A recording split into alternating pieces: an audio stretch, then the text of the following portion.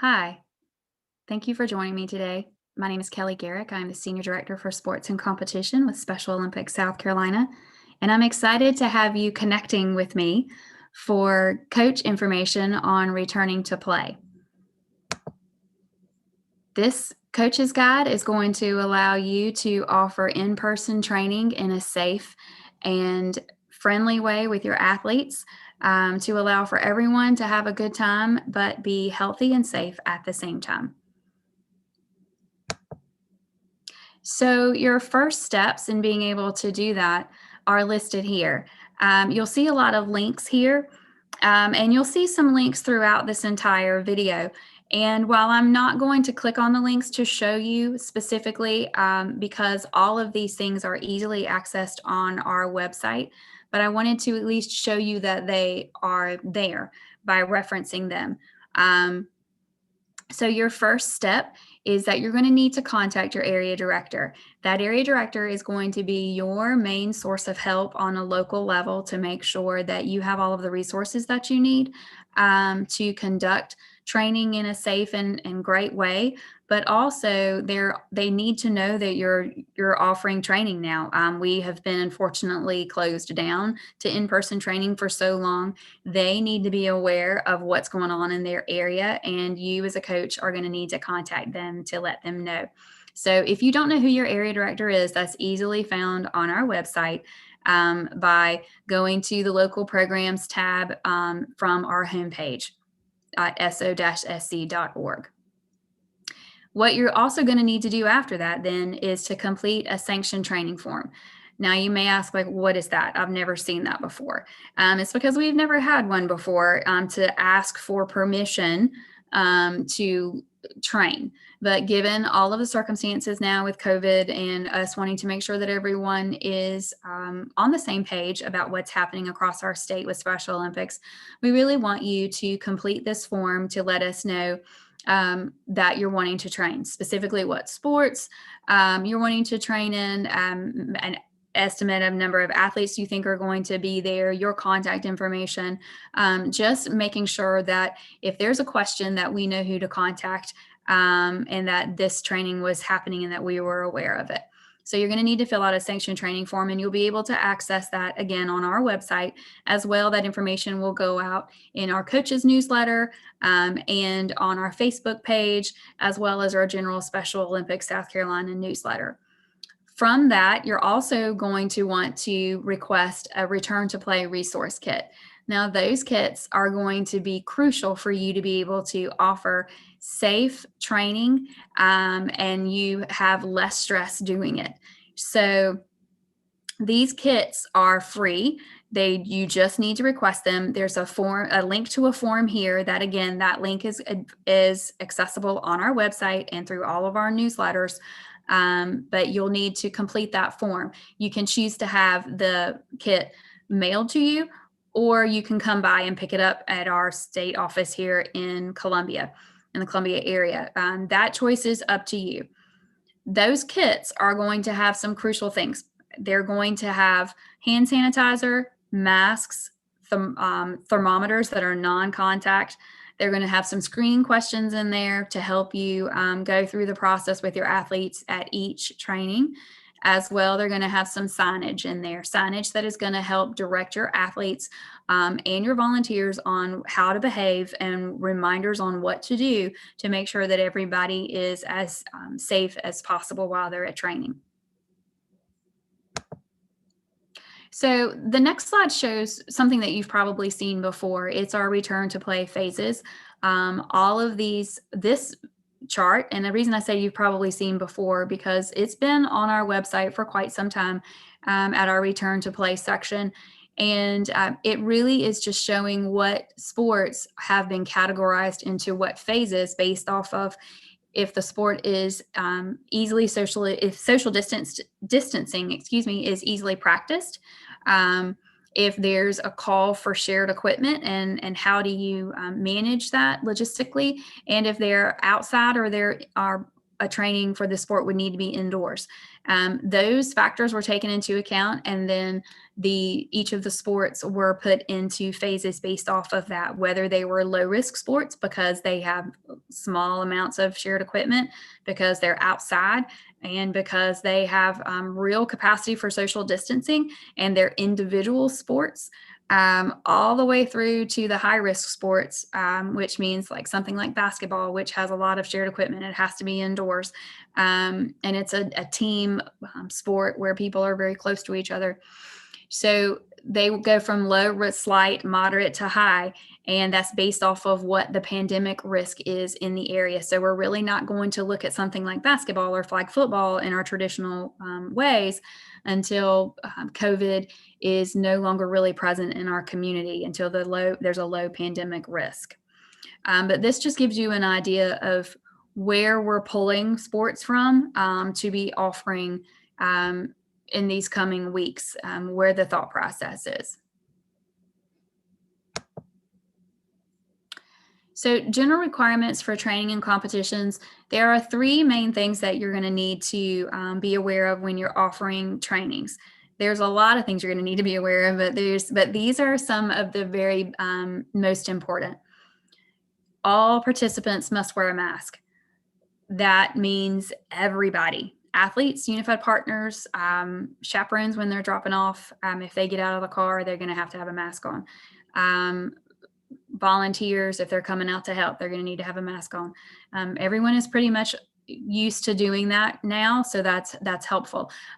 Some activities may allow for you to remove a mask, like if you're doing if you're sprinting for a track and field practice and you have somebody doing some sprint work, then wearing a mask is hard, obviously, to be able to get that oxygen in and quickly enough to be able to do that activity. So maybe during some of those times and some other high activity, highly active, heavy breathing type of activities, as long as you're socially distanced, then you can maybe remove those masks. But for the most part, the masks are going to need to be worn.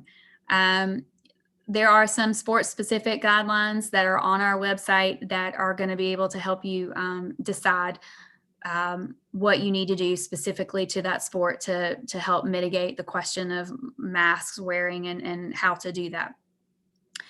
Participants should always social distance. We've gotten so used to that, unfortunately, throughout this whole process of COVID and the pandemic. So we know how to think about 6 feet of separation. It's going to need to be a minimum of 6 feet. And yes, you're still going to need to wear those masks, even if you're standing 8 feet apart, if you're standing 10 feet apart.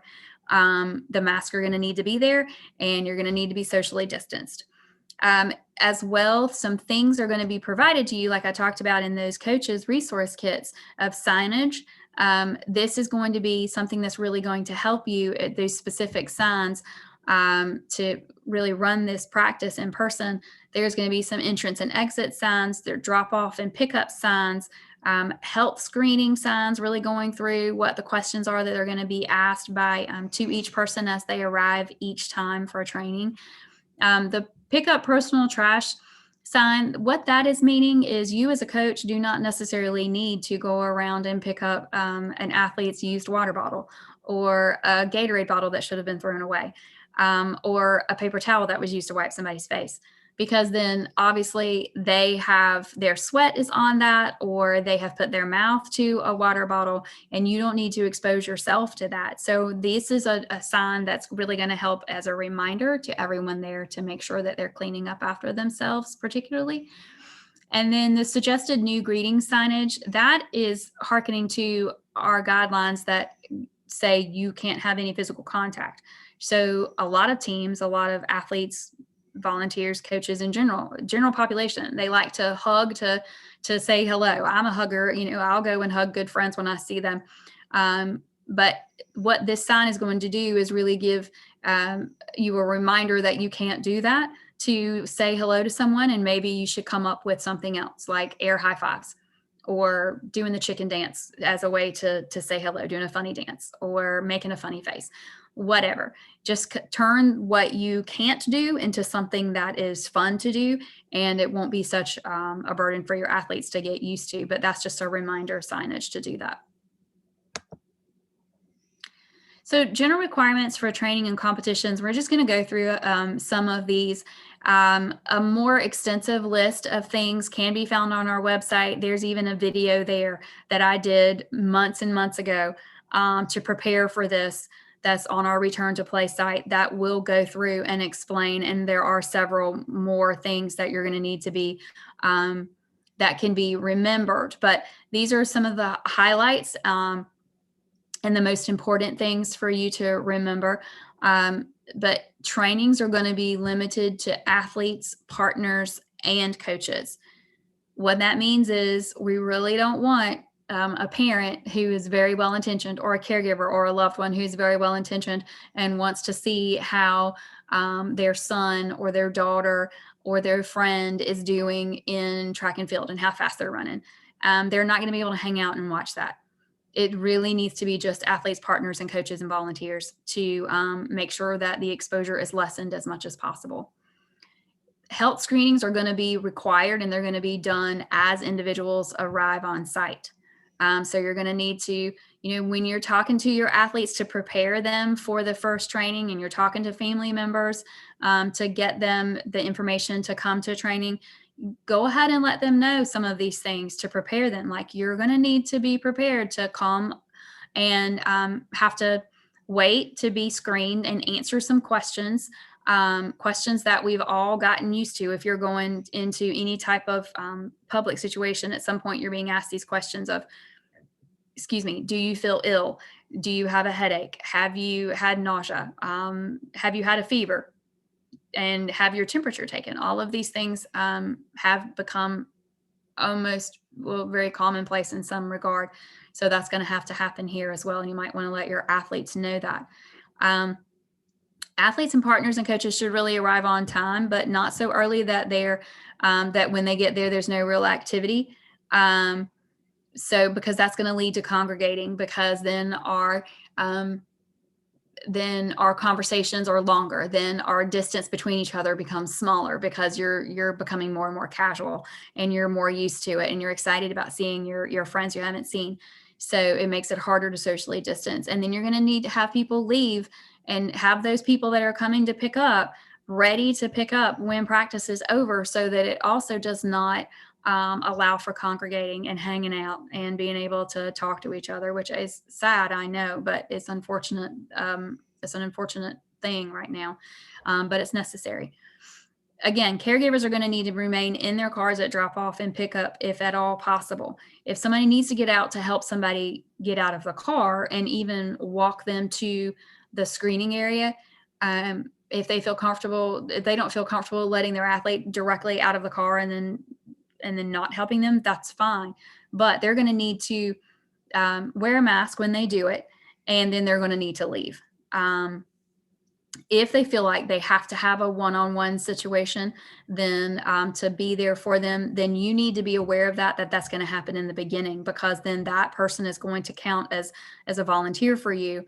And when we're looking at some of the sports stipulations and the different phases, there are stipulations in there about how many people you can have at a practice, how many people you can have at a training. And that person would then be counted in that number. So it really needs to be a very specific, absolutely necessary type of one-on-one situation for them to be there. Again, no handshaking, no high fives, no hugs, no physical contact whatsoever at any time during the training. So you're gonna need to ask to make sure that your athletes arrive in clothing that's appropriate for their sport and the season that they're in, to minimize overheating, but also to minimize what comes from overheating, which is sweat, or not overheating, but in general, getting too hot is sweat that is then possibly going to be transmitted onto any shared equipment, is in the form of those droplets that you've probably don't like to think about droplets, but that's how a lot of things can be transmitted. So we want to make sure that that's not the case. So we try to make sure that your athletes are coming in appropriate clothing automatically, not that they're coming in a sweatshirt that they're going to then take off and when they get hot and then lay somewhere that then somebody's going to have to go and tend to and touch after it's been on their body. So make sure that your athletes are aware of what clothing they're going to need to come in, and that they do that. Cleaning and sanitizing should be routinely performed before and after use of equipment, shared equipment. If if somebody is using the ball, or somebody's touching a cone or whatever, it's going to need to be you're going to need to be aware of that and have some of that have that shared equipment cleaned and sanitized before each and after the use of it. Any equipment with exposed foam is going to need to be covered. So what that really harkens to is when we are in a capacity to be able to offer something like powerlifting, or we are in a capacity to be able to offer something like, or even in track and field, if you're thinking about having a mat out there because somebody is doing a jump. If there's any exposed foam, that should be covered with some type of tape, athletic tape of some sort, duct tape, even if you have that. Because those droplets, again, that sweat can get down into that exposed foam and collect there, and it's harder to clean. And then somebody else comes along and is exposed to that. So go ahead and make sure that all of that is covered. Obviously, hand hygiene and hand sanitizing is crucial. So it's going to need to be practiced as much as possible, and you're going to need to have a lot of hand sanitizing options available, like actual hand sanitizing pumps, but also direct them to being able to wash their hands as well, like just go to the restroom and wash their hands. And that really needs to happen probably pretty regularly throughout the training, but particularly telling them really don't touch your face.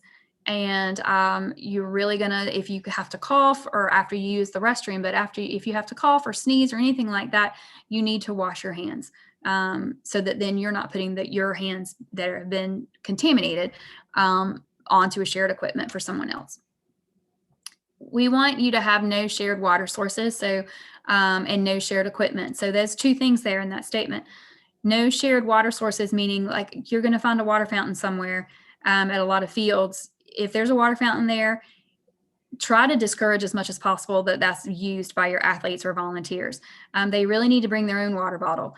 You don't want to have to worry about multiple people going to the same water fountain and trying to drink out of it. So put some kind of barricade around it, or tell them no, they can't use it in the beginning if you don't have an actual barricade. And then shared equipment. Sometimes athletes will use each other's towels, or use a towel that's there that the coach happened to have, or they will use some shared equipment like gloves in soccer with goalies, or really anything like that. They need to bring their own equipment to minimize that exposure. So they need to bring their own towels. They need to have their own shoes with them, sports specific equipment like those soccer goalie gloves. They need to have their own clothing. They don't need to borrow a jacket or borrow a shirt or whatever from anyone there. They need to have all of the things that they have to have for training. They need to have it with them. So the personal water bottles that I was just referencing, really, if at all possible, should be 24 ounces or larger, because if they bring more water with them, then they have less likelihood to be tempted to go use that shared water source to fill their water bottles back up. And they really need to be marked with their first and last names, so that in case there are two Kellys at a practice, we know that the blue water bottle is Kelly Garrick's because it says Kelly Garrick on it. There should not be any eating during training. And when we offer competition later, there should not be any eating during competition while this COVID pandemic is happening. Because then if, we want to make sure that people are washing their hands and not touching their face, not they're washing their hands, not touching their face, not putting their hands to their mouth. And that will really help if we tell them there's no eating a snack whatsoever, because we don't want their dirty hands to go into their Ziploc bags to then get a grape to then put it in their mouth. Coaches, we really suggest that you have several pairs of disposable gloves to go along with and use during your training sessions, not only for the possibility of first aid kits and the reason to have, for the possibility of someone needing to be tended to, but also just to be able to go around and pick up that trash if needed. And again, there will be some disposable gloves to get you started in those resource kits. Unified partners. So a lot of times teams really like the possibility of switching unified partners and athletes around, so that people can get to know each other and have a good time socially that way. But during this time, we need a unified partner and an athlete to remain consistent. Specifically during an individual training session, they really need to be consistent and stay together and not be on any type of rotation basis. But if at all possible, they really need to be consistent and not rotate, be the same one every training session. So throughout the entire season, I may serve as a unified partner to an athlete, and I'm going to need to do that if at all possible through my entire season of running a unified relay with them. And you're going to want to communicate with your athletes in the beginning, and with those family members to make sure that obviously all of our athletes are high risk, but there are some that are more vulnerable than others. So you may want to have conversations with some of your athletes if you feel like you have an athlete in your group that is even more vulnerable than others. Talk to them about what precautions are going to be taken for training, and then have a real conversation about what their risk is and the possibility of maybe them being at home and training virtually. And we will be providing sports specific training options for people to stay home virtually and practice the same things that are being offered in person. So you as the coach and are going to need to know how to prepare the venue. So you're going to need to arrive a little early, which we all know that the coach always arrives earlier than everyone else because they're out there setting up cones, and they're preparing for practice. While you're preparing for practice in general, you're also going to need to have maybe a volunteer show up with you early, or another coach that while you're preparing the field for general practice, that someone else has helping to prepare the venue, that you're going to need to ensure that common surfaces are sanitized, really like particularly door handles, at least in the beginning, like door handles to the restrooms, door handles to, or just benches or seats or tables, anything like that, that somebody's going to really touch a lot. Try to sanitize as best as you possibly can to prepare that venue.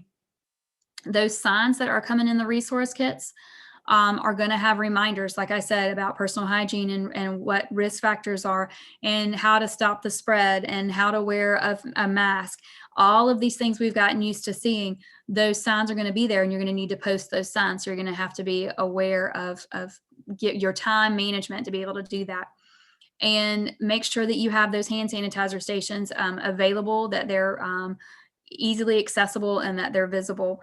And you're also going to need to set up a single and separate entrance and a single and separate exit for the venue so that people are not going to be passing each other as much as you're going to limit that as much as possible as they're coming and going. So they're going to say, okay, this is your entrance and this is your exit.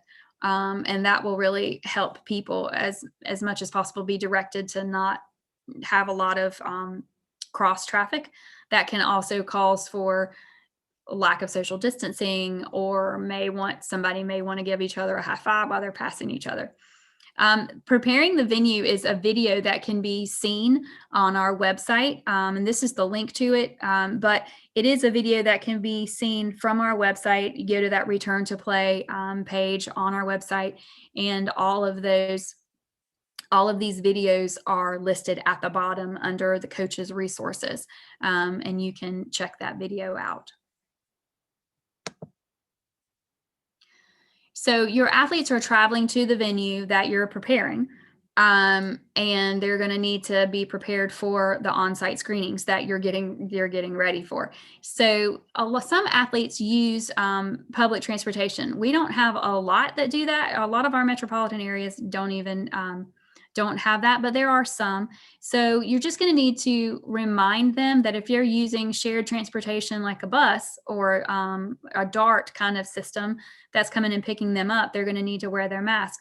But also, if you have volunteers or you have a group home that's bringing athletes, they're going to need to wear masks. Everybody in the vehicle, anybody that's not part of, if you're not coming as a true family group that you normally stay in the same household with, you're going to need to wear a mask inside a vehicle. again, a video that you guys can see that's a really great resource is traveling to the venue and what to expect during on-site screenings. Again, that video is available on our website to be able to get more information on.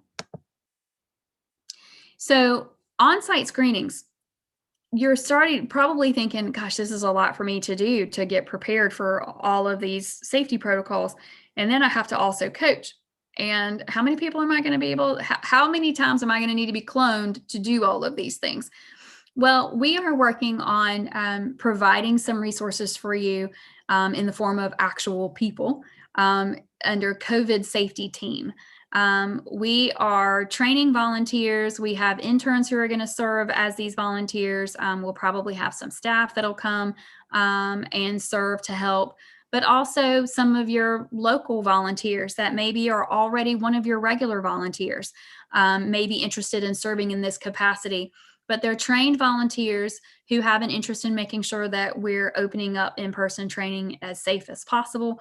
And again, they could be one of your volunteers. If you do have a volunteer that you think would be interested in this or that you want to volunteer them for, they can contact me. You can contact me directly.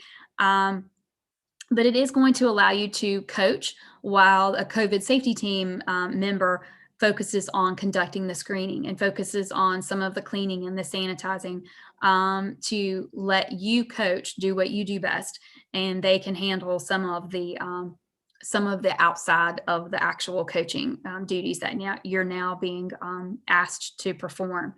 So that goes into the COVID safety team. Those COVID safety team members are really going to be the ones that will be doing the on-site screening.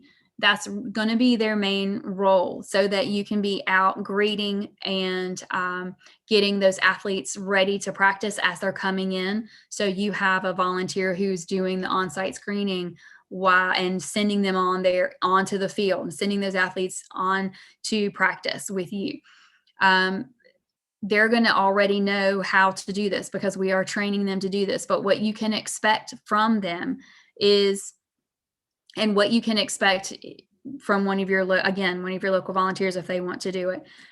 If for some reason you don't have one and you're a solo coach, then these are some things you're going to need to perform as far as on-site screening for your athletes as they arrive.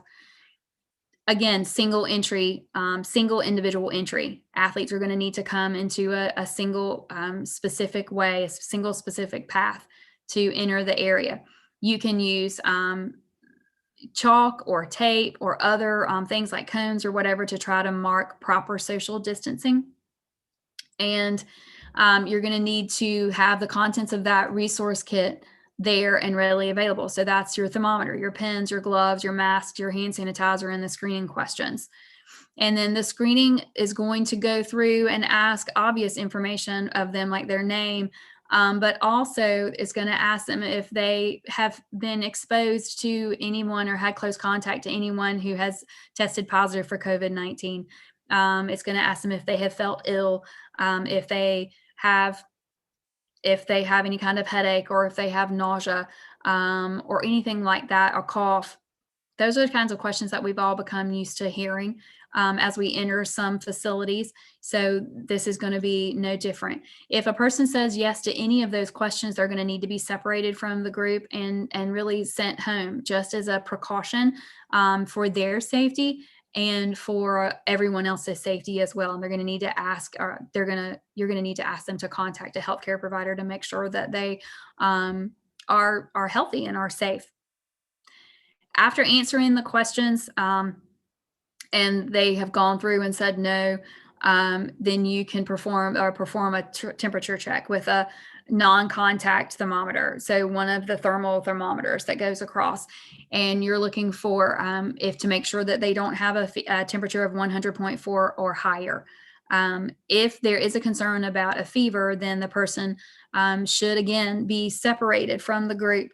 And if the temperature is high and they don't have any other symptoms, and maybe there's maybe a concern that maybe they just were hot because they ran up to the training session, to the practice or something. But You can take the step to recheck it in 5 minutes to make sure that it's accurate. But again, if there is a temperature there, and a concern of fever, then they are going to need to leave the practice and be checked out and taken care of. And finally, the on-site screening record. They're going to ask for their name and their contact information, and the screening result is going to be recorded so that if in fact something were to happen and someone later comes up and tests positive, then you have the contact information of everyone there, not just athletes, but the volunteers, the unified partners, everyone, so that we can go back and do some notification and let people know what has happened, that someone has tested positive. And that screening, that template for the screening result, the questions one, but also the result, that template recording all of those names will be included in the resource kit. So some good tools for you and for your athletes, just some things for you to go over that can help start some conversations with you and your volunteers, with you and your athletes, and really with them, with you and their family members as well.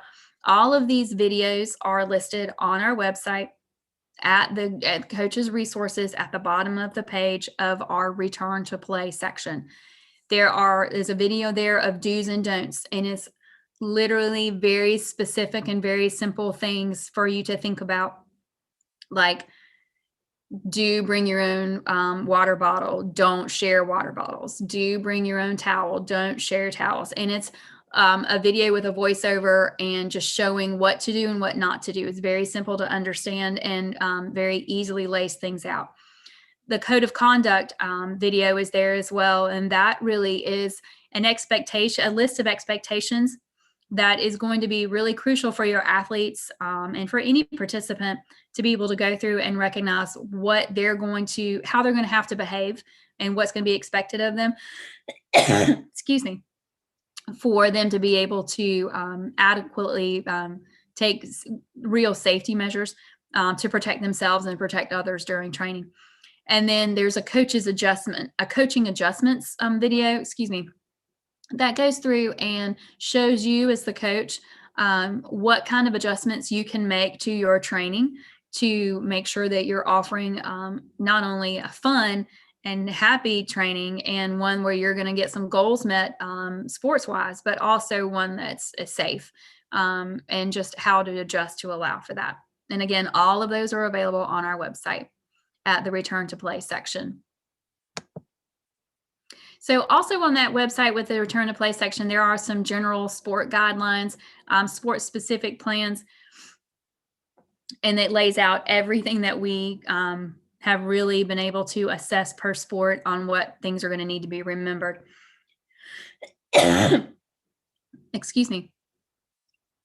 These are a list of some of them, some of the more common ones that you're going to find in every sport. Every sport on that website is a one-pager and really just breaks down the sport as to what you can expect and things that you need to allow for. So social distancing at all times. Have no contact when you're trying to show a skill demonstration. That make sure that you're not touching your athlete, because sometimes you're going to want to touch their shoulders and turn them a certain way because demonstrating with them physically is going to help them understand better. You're not going to be able to do that. Training groups should remain small and consistent, meaning the same people should be in the training group as much as possible throughout the entire training session, the individual training session, if not the entire season, to lessen exposure. And really keep shared equipment down to a minimum as much as possible. Some sports obviously are not quite as easy to do that. And those sports are listed out again in those sport specific plans. We've already talked about hydration stations and not having really any locker use. So if it's a swimming practice, they need to come in their bathing suits. So they're not forced to go into the locker room and change. So they need to come in those appropriate sports clothings already ready. And then they need to, if at all possible, leave in those without having a lot of locker room use. And there needs to be no more than 4 to a group for skills or for like running packs, for station work or anything like that, just to try to minimize this exposure. And if you're using rented or borrowed equipment, you're going to need to wipe down with sanitizing wipes before and after each use, when you're using them for station work or really anything. Again, cleaning shared equipment between rounds when possible, and instructing athletes not to touch common equipment, such as cones and nets, and where possible, we have moved to a section or to a phase that allows for some sports that are indoors. When at all possible, the door should be open the entire time to reduce common contact, so people are not continually touching the doorknob or pushing the door open. Station work, you're going to need to space that out as much as possible. Excuse me.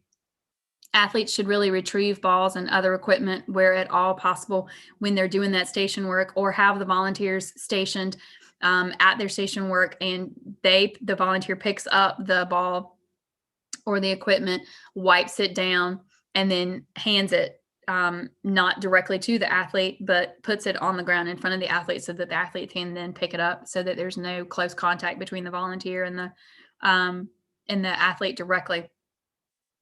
Any kind of timed situations, with trying to figure out how fast somebody's running 100 or anything like that, is really going to need to be done on someone's individual phone, that they can hold on to, a volunteer can hold on to, or a coach can hold on to, and not have to use a stopwatch that's then being passed along to different people. And most people take times like that and keep them on their phones for the most part right now anyway. And then you're going to need to have adequate wipes again, and hand sanitizer. I feel like I say hand sanitizer a lot, but it is something that we have to all be aware of, is clean hands. So return to play going forward. From this session, which has compiled all of the different resources that we have made throughout this whole process of COVID and trying to decide how to come back and to do it safely. And again, all of that is on our website. All of the stuff I've talked about is on our website at our Return to Play section. Now that we've gone through all of that, where we are now is that we have 2 sports plans that are going to allow us to safely return to in-person play. There's a plan A and a plan B. We don't exactly know right now, obviously, when we're going to be able to put that into place, whether it's plan A or whether it's plan B. And the difference between those two is plan A has a couple of multiple sports going on at the same time, on a local level, and plan B really just has one sport going on. And you'll hear more about those plan A and plan B a little bit later. But I want to show you and tell you that what we're trying to do is have specific sports that I've chosen through plan A and plan B that allow training and competition, even in a socially distanced, outdoors, indoors, all of those phases that we talked about earlier on the phase chart. Specific sports have been pulled out of there because it's not going to be all of a sudden all of phase 1 sports are allowed all at one time. All of phase 2 sports are allowed all at one time.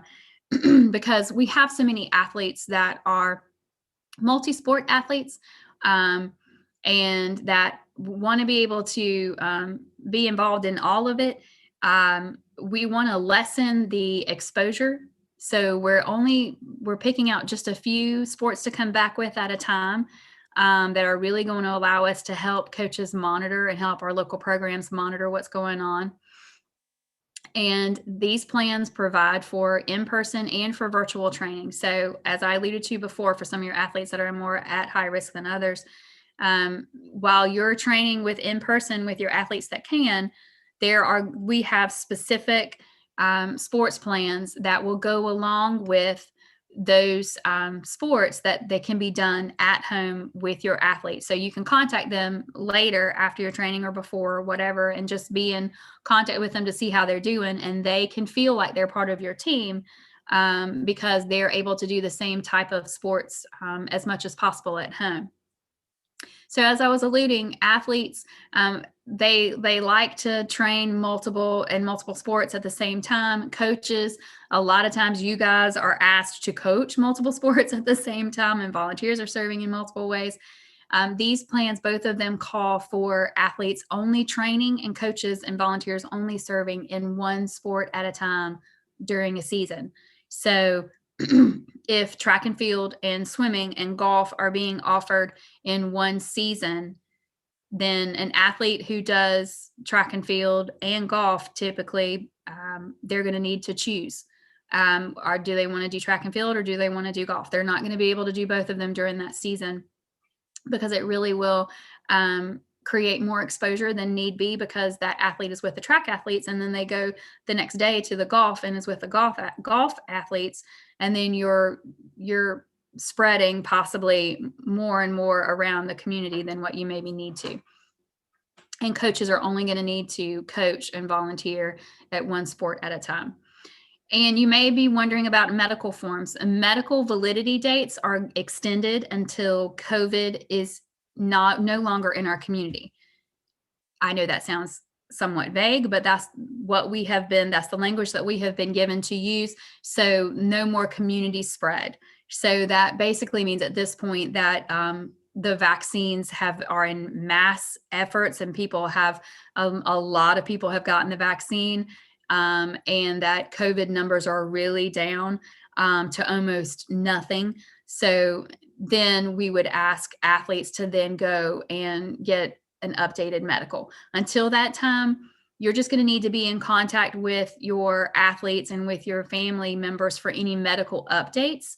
That maybe their medication has changed. Maybe they have some type of new thing happening with them. They're just going to need to have an update to their medical, as opposed to worrying about going and getting a whole new medical because their validity date has expired. Every medical right now, if it's current, if it's a medical that was current, it will continue to stay current until the end of COVID, and that COVID is no longer in our community. So when are you going to learn about what plan we're going to offer, whether it's going to be plan A or plan B? And when are you going to learn what those two plans are? We're going to have a mandatory coaches call. It's going to be a question and answer, specifically just a time for you to be able to to ask questions of us about returning to play and find out specifically what plan we're going to follow and hear what that means, what plan A is and what plan B is, and when we can start that. That same information is going to be given multiple times. So February the 22nd at 12 o'clock during a lunchtime kind of hour, it'll be a Zoom call, a video call where we can chat and talk about this. There's also going to be one on February the 23rd at 6 o'clock in the evening. Same information on both of those calls. It's just offered on different days and at different times of the day to hopefully pick up who the different times of what people's schedules are. And these are mandatory calls so that we know that you have all of the COVID information, you have all of the return to play information, and you understand what has to happen so that you can safely go forward and offer in-person training. Those links will be sent out in the first week of February. So be on the lookout. The link will come to you from your area director. It'll also come to you from me. So I'm going to send that out through coaches newsletters just to make sure that people have as much access to those links as possible. So if you have any questions, obviously you cannot ask them right now, but you can contact me. So this is my email address. This is my office phone number. We are in somewhat of an in and out type of atmosphere with the office, trying to limit the number of people in the office, but I am checking my messages. So you can leave me a voicemail on that phone number, or you can send me an email.